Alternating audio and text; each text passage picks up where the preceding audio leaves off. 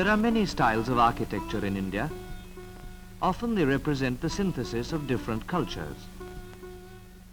Of these, the long deserted city of Mandu in central India bears ample testimony to the heritage of the past.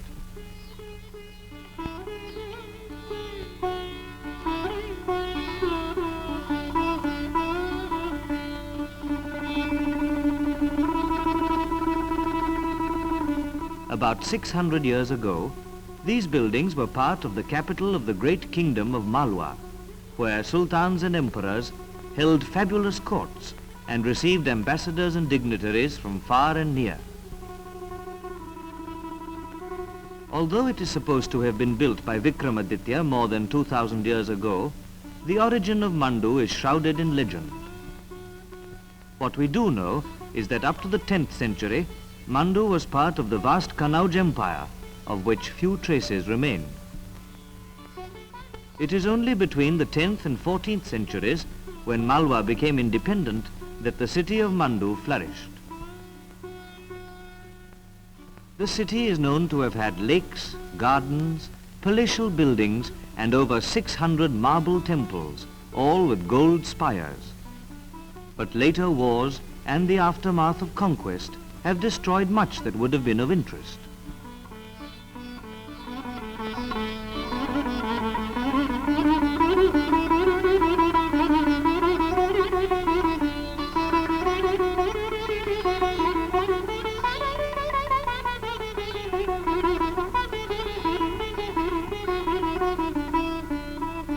Fortunately, the invaders were also builders. With imagination and craftsmanship, they created anew what they pulled down, and Mandu then prospered as never before. In 1401, it became the capital city of the Malwa Sultanate. The fort itself is built on a high spur of the Vindhyan mountain range. The main entrance lies through the Elephant Gate. Through this gate, Mandu's Muslim rulers entered as conquerors, riding on gold-caparisoned elephants.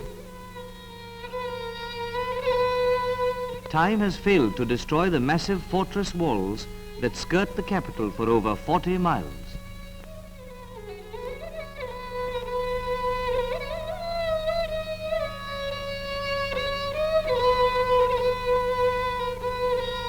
This mosque was built in 1432 by Malik Mughit, the first Sultan of Malwa.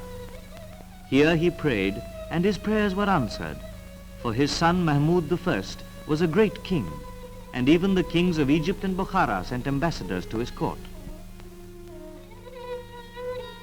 Hoshang Shah was one of the most illustrious among the Malwa kings, and his tomb was built on a magnificent scale.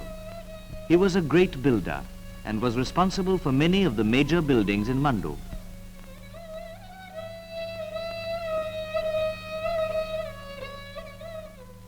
It is said that the Jami Masjid was inspired by the great mosque in Damascus. Its spacious design, vast courtyard and imposing domes certainly make it the most impressive of all the buildings that have survived in Mandu. And it is still one of India's largest mosques. The beautiful interior is an exquisite blend of many styles, traditional and new.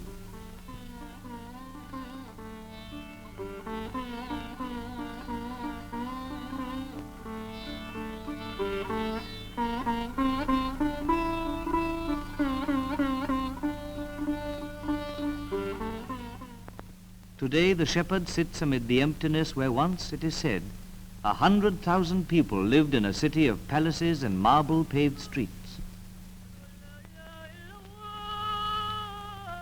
The call to prayer is no longer heard. These many tombs are silent witnesses to the heavy hand of time.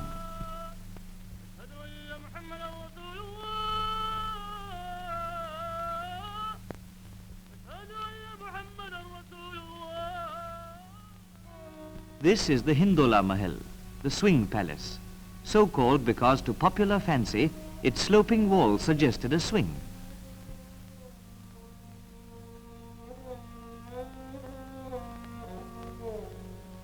This massive structure was originally used as a hall of audience, a divan-e-khas for the court of the Sultans of Malwa.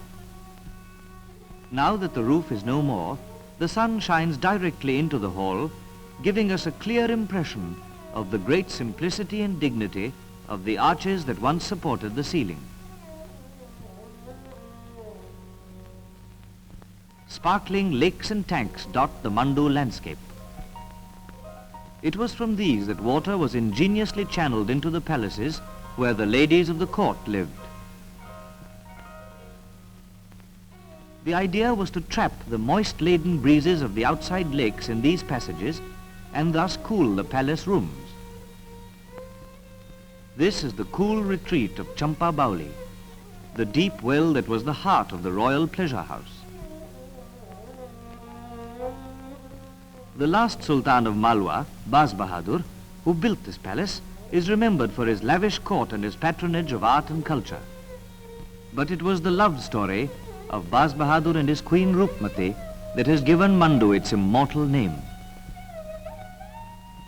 This is Roopmati's palace built for her by Baz Bahadur. But the royal lovers had a special fancy for the Jahaz Mahal, where they spent many days. It was called Jahaz Mahal, the ship palace, because it was surrounded by water. The tranquil pools of water still reflect the beauty of Mandu and forever remind one of Baz Bahadur and his lovely queen Roopmati, the Lady of the Lotus.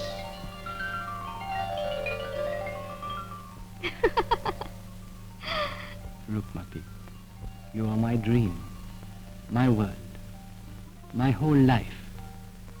My lord, you are ever so gracious, so kind. Come, let us go now, Roopmati.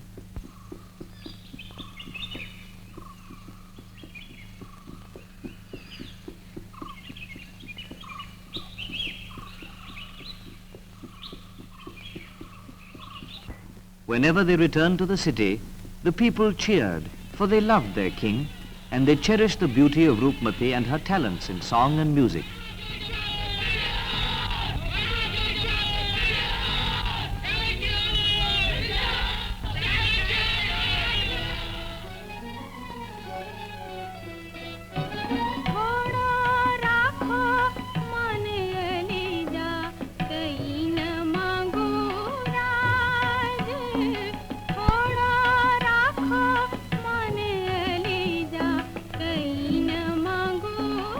They had many days of happiness in this city of joy, and she composed many songs that enriched Malwa folklore, songs that are sung even today.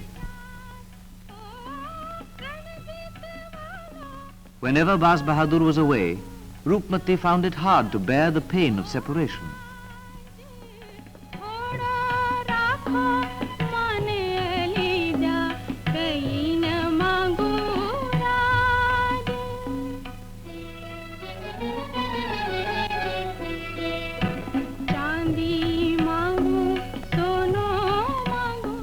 Then one day he went to do battle with the Mughal armies and was defeated, captured and taken prisoner. Roopmati was never to see him again. She only saw in the lotus pond the image of her death, she who had been born among lotuses.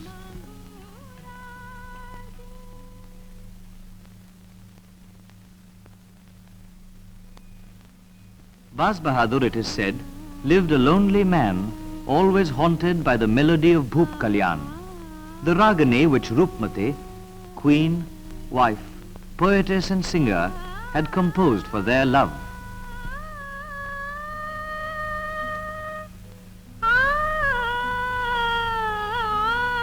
And today these empty courtyards echo to the footsteps of tourists who are reminded of the glory and splendor that once existed in a fabulous kingdom and its capital, Mandu, the city of joy.